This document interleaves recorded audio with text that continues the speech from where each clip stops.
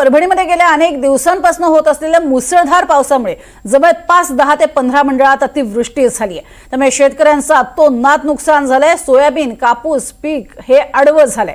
पूर्णा, पालम, जिंतूर आणि गंगाखेड या तालुक्यामध्ये प्रचंड नुकसान झालंय।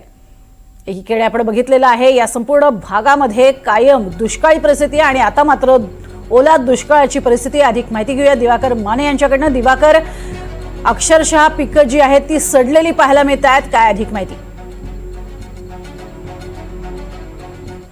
प्रज्ञा, मागील 5 ते 6 दिवसापासून मुसळधार पाऊस हा कोसळत होता। यामध्ये महत्त्वाचं बघितलं तर हा ठिकठिकाणी क्लाउड बस सारखी परिस्थिती होती, ज्याला आपण ढग सदृश्य पाऊस असं म्हणतो। मागील अनेक दिवसापासून हा पाऊस ठिकठिकाणी होते आणि त्यामुळे शेतकऱ्यांचे अतोनात नुकसान यामध्ये होत आहे। शेतकऱ्यांची पिकं जे आहेत ते सोयाबीन आणि कापूस हे सगळ्यात जास्त प्रभावित झालेले आहेत।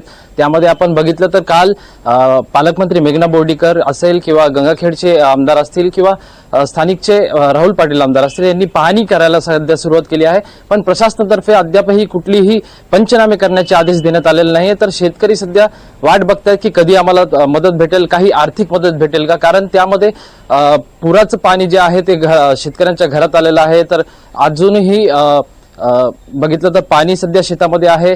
सुलतानी संकटासोबत आसमानी संकट देखील आहे।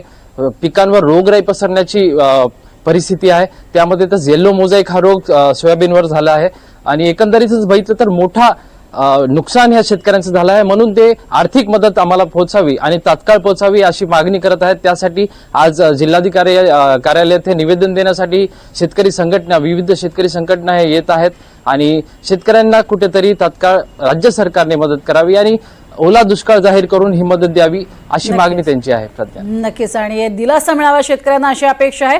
तुर्तास धन्यवाद या संपूर्ण माहितीसाठी दिवाकर।